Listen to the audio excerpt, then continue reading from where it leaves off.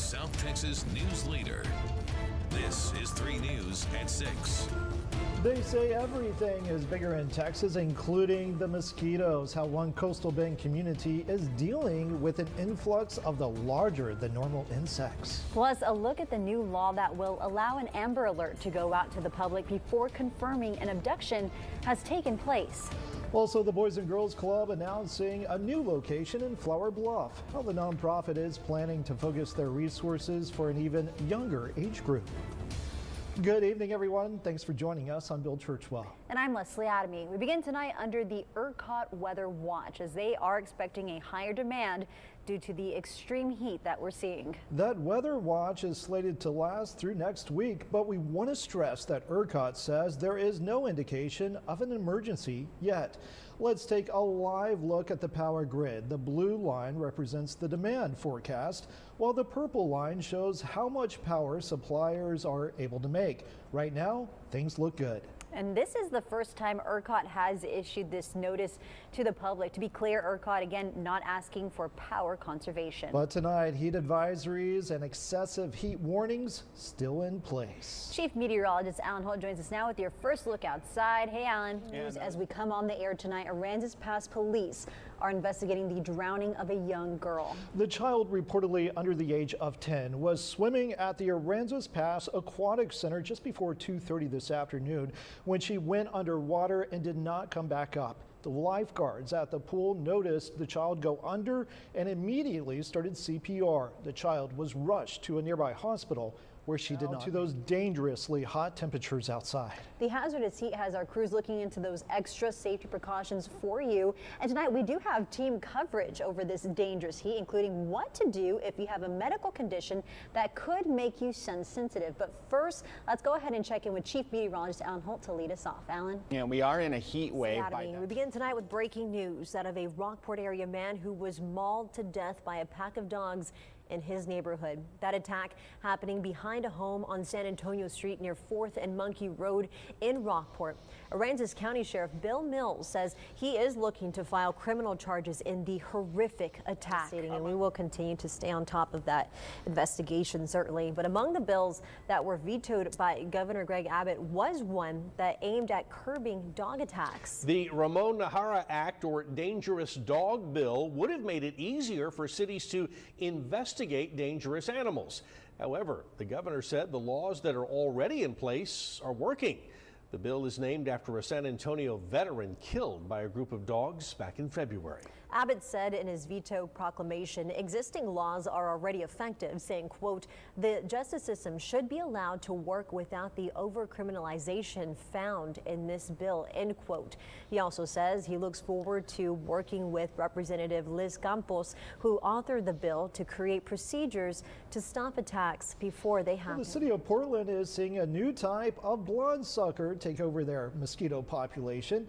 Turns out the pesky insects that are showing up are much larger than normal. Yeah, now they're not that big, but they are really, really big. Although they may be frightening to see, the city's public works director says they're not believed to be carriers of the disease. Now, our Simone Simpson, she's been working on this story for us today, and she got an up-close look at the species. Now, Simone, you didn't get bit, did you? Bill, Leslie, no, I have not gotten bit. At the top tonight, that dangerous heat wave felt across South Texas, getting the attention of both our weather team and ABC News. The city of Kingsville's triple-digit heat index making the national spotlight. It is bad, and most of these go for not just today, but many of them for tomorrow. Look at Kingsville. That's a heat index of 126 is what it'll feel like. Laredo, 115. If you take that broad picture and say, this has got to end at some point, well, because of that El Nino pattern. And as our Michael Gibson found out for us tonight, the city of Kingsville nearly a ghost town as neighbors took shelter wherever they could to find cool AC.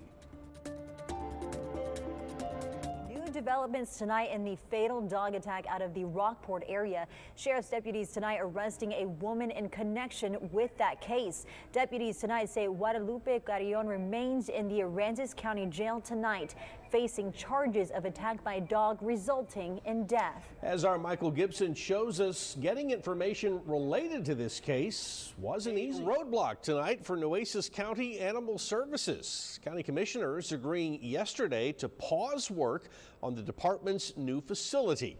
The nearly $4 million project would build a new facility next to the old Robstown Show Barn just off of Highway 44 and Highway 77. Now, coming up tonight on 3 News at 10, we're going to check in with Commissioner John Mares, who explains the reason for the pause. Texans are under a voluntary power conservation notice because of the extreme heat and potentially record-setting demand across the state. Now, the agency that manages the state power grid, ERCOT, is asking everyone to cut back on their power use this evening. Yesterday, Texas broke a peak power demand record with people across the state using more than 79,000 megawatts of power. And earlier today, ERCOT was projecting that we would break that record. Officials with ERCOT say there is not a power emergency right now, but they are asking Texans to pitch in and conserve power so that we do not get to that point. The conservation notice started at 4 this afternoon. It will last until 8 o'clock tonight.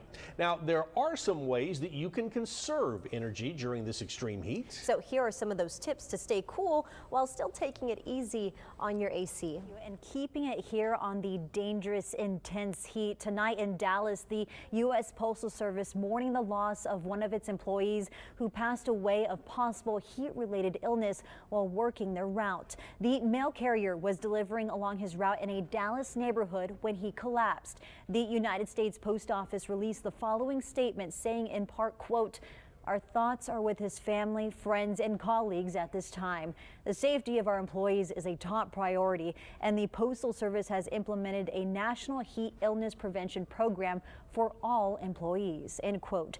USPS says in addition to that preventative program, the service provides mandatory heat-related and other safety training. And today is the last day of ERCOT's Weather Watch. We still have until sunset and hopefully some relief from that relentless sun and heat. The afternoon is the time of day that usually puts the biggest strain on the power grid. But unlike yesterday, when people were asked to voluntarily conserve energy, ERCOT says there's already enough power to meet current demand. And even if you have lived in South Texas for most of your life, this week's heat wave may feel different. This isn't a dry 100-degree day. The humidity and high heat index really takes a toll on our bodies. In the most simple terms, temperature plus humidity equals heat index. When you combine them, that's how your body really feels in the heat. The biggest concerns in weather like this are dehydration, heat cramps, heat exhaustion, and even heat stroke. The more water in the air, the less effective that sweat evaporates. And you need to have that sweat to evaporate to cool you down. Why we can't say it enough. You need to limit the amount of time that you spend outside this week and your exertion. Take breaks and drink lots and lots of water. And an update tonight, an investigation that we are continuing to follow here, that a second person has now been arrested in connection with the fatal dog attack in Rockport. Mario Alberto Mendoza Pena was arrested in Hidalgo County after warrants were obtained. 33-year-old Guadalupe Carrion was arrested yesterday and remains in the Aransas County Jail. She is being charged with attack by dog resulting in death. Mendoza Pena is awaiting transport to Aransas County on the same charge. We'll continue to keep you updated. Tonight, we're now starting to see the support system for the new Harbor Bridge project. 4 temporary stays are being installed by developer Flatiron Dragados, 2 on the main span side and 2 on the back span side. The builder said they're needed to provide support for the north and south towers. These temporary stays will eventually allow them to add the permanent bigger stays as they build the rest of the bridge. We need that support for the equipment that's on deck, for the stabilization, to continue with the permanent stays. The temporary stays will be in place until the final 19th permanent stay is completely installed and post-tensioned. Lynn Allison with Flatiron Dragados adds there is still at least 100 feet left to add to the north and south towers, and the temporary spans will be removed once they put finishing touches on the project. The new Harbor Bridge project expected to be complete in 2025. Tonight, the two most powerful men in Texas politics continue to clash over how to cut your property taxes. Governor Greg Abbott and Lieutenant Governor Dan Patrick can't agree on which plan is best, and a deadline is looming. Our sister station in Houston shows us how. The Texas Senate expected to vote tonight on the rules for the impeachment trial of suspended Attorney General Ken Paxton. The Senate was slated to take the vote yesterday, but instead has continued to work on reaching an agreement on the rules. Now, those rules are key to how the trial will play out, from witness testimony to logistics. We'll also see how lawmakers plan to handle potential conflicts of interest. And while the governor has not officially announced another special session today, he says there is more work to be done.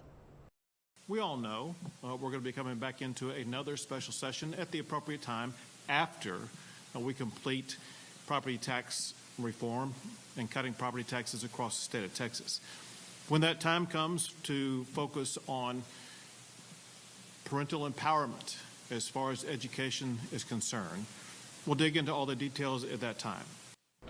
Governor Greg Abbott speaking during a bill signing on other bills focused on what he calls parental empowerment. This is a look at Quintana Beach in Brazoria County over the weekend. Yeah, today beach officials say they've cleaned up most of the dead fish that littered the beach, but this is video from just a few days ago that shows what things were like before, a smelly and unsightly mess on the shore. Yeah, and tonight things are looking a lot better along the coast. And while we're told there are still some signs of that fish kill along the beach, it's looking a lot more like what beachgoers are used to. Our sister station in Houston takes us along the cleanup efforts. Tonight, a three-story home in central Austin has been deemed a complete loss after it caught fire. The local fire department believes lightning was to blame. Neighbor Dan Lowe captured these images. He says the flames were intense and the home was engulfed within just a few minutes. And he says the storms were very, very intense last night. It was kind of that finger lightning where it's kind of, it breaks off and you can see it all over the place. That happened even after the house was on fire. Now, despite the damage, no one was hurt. In fact, Lowe said the homeowners were not home at the time, but that he FaceTimed them to tell and show them what all had happened. Well, debris removal crews have been working today to clear roads in the city of Tomball near Houston.